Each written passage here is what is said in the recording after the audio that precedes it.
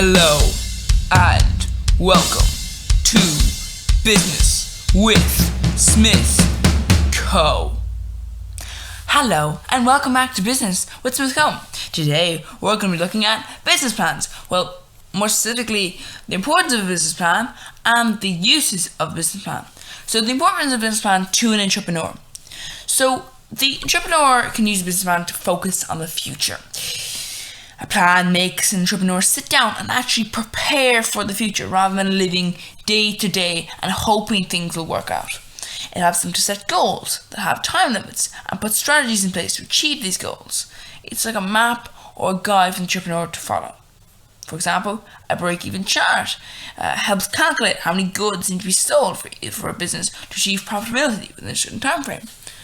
For example, if these videos, if I say, okay, we want to gain 1,000 subscribers by 2022 March, then if that goal hasn't been made, then you go, okay, so, we're going to have to look at that goal again, and we haven't achieved that goal. So how can we improve? And then you go, well, okay, we want to have, I think we crossed the 500 video mark in November or December of 2021. So there you go. That's another thing where you go like, okay, so there we go. We have that's a goal you might have, and these are the kind of things where we go, okay, plan ahead. So hopefully, we'll have 4,000 watch time hours by 2023. That's the plan. So guys, let's go watch the videos because it does help. Thank you. Anyway, this is the kind of thing that YouTubers do, don't they? Like subscribe in the middle of the video. Okay, thank you. You clicking it? It seems like you're pressurizing people into doing it. Just saying. I mean, if that's the feeling you're getting after, I do mean to cause that feeling. It just does feel like that if you say it like that. You clicking it? It's like, going to. Anyway, on to anticipating problems. An entrepreneur has to plan ahead. So when they have to be proactive rather than just reacting to a situation, a plan can contain a contingency for any delays or issues that they may foresee as a possibility. A cash flow might, show that a business will run out of money temporarily at a certain period of time, so that the entrepreneur can say, let's address your spending and arrange an overdraft to cover that. It also helps to attract investors. An entrepreneur will use their business plan as a sales pitch, as it could highlight the potential of the business. It shows the strengths of the business and the analyzation of, is that a word? And the result of the analysis of the market. It's entering to indicate if the product has potential. Investors will supply finance based on that sales pitch.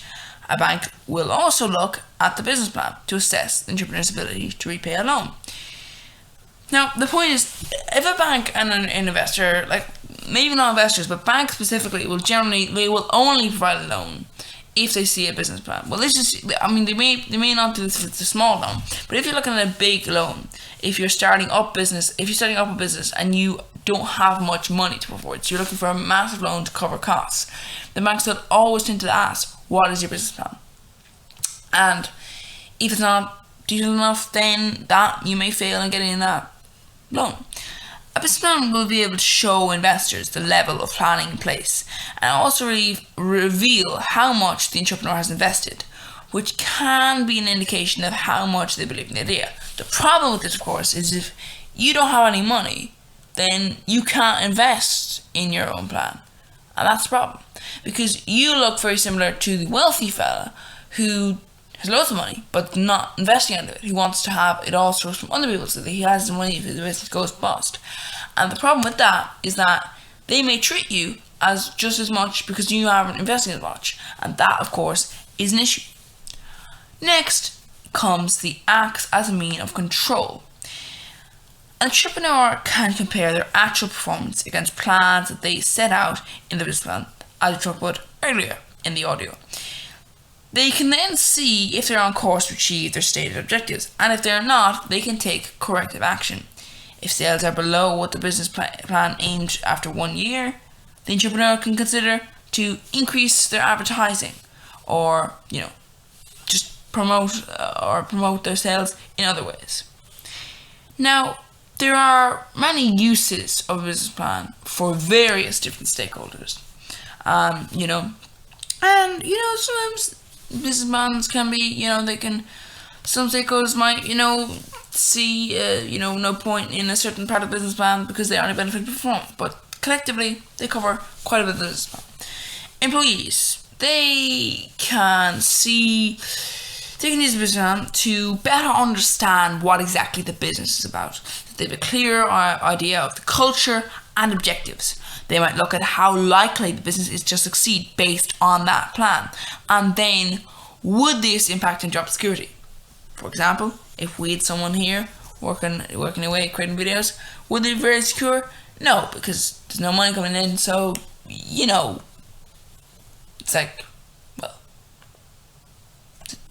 you can't pay them really. So that's why we don't. Anyway, so then you have shareholders, and obviously this bothers me, investors of equity capital. They get to see predictive sales and profits. They're also shown as well as the market size, competition, and other things. The potential investor can calculate then whether or not the return of investment is worth the risk.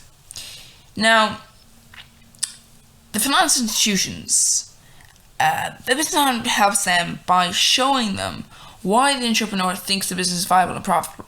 It lists the financial assets that could be used as collateral and sales projections and plan cash flow to show the ability to actually repay any loan that they've given. Management or employer. A manager can compare actual performance against the plans that they were set out in the business plan. They can see if they are on course to achieve their stated objectives, and if not, they can take corrective action. It can also be used by a manager to request a bonus if the business is exceeding expectations, which can be a bit of a problem. You'll see that in some businesses. Because CEOs, I'm not saying all CEOs are like this, but some of the CEOs, the problem is that their work ethic is that they're given this high position, and sometimes they are very overpaid, which can cause problems. So just if you are running a business, maybe consider not paying your CEOs just as much as they're asking for, because it can be a stressful job, but sometimes CEOs are a little bit lacking in their potential in making actual money. So then you have suppliers. A supplier can look at the business plan before deciding whether to sell a company good on credit.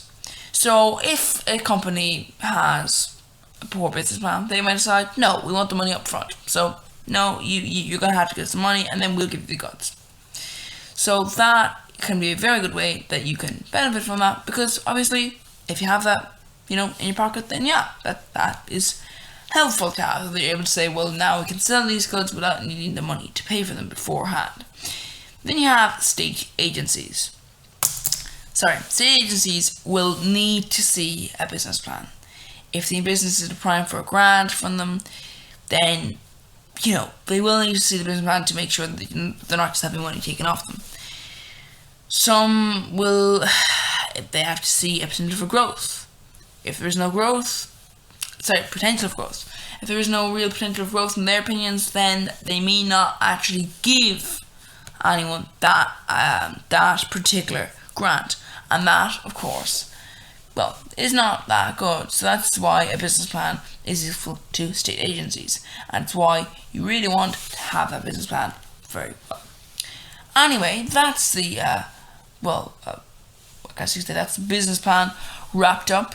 In the next video, we'll be talking about break-even charts, but unfortunately, not break-even charts, break-even analysis. Unfortunately, though, it's not exactly a medium that we would be able to use very comfortably to, actually discuss the actual ability to write a break-even analysis. So, instead, we'll be talking about the benefits and limitations of the break-even analysis in the next video. Hopefully, you'll join us then, when we'll be looking at that.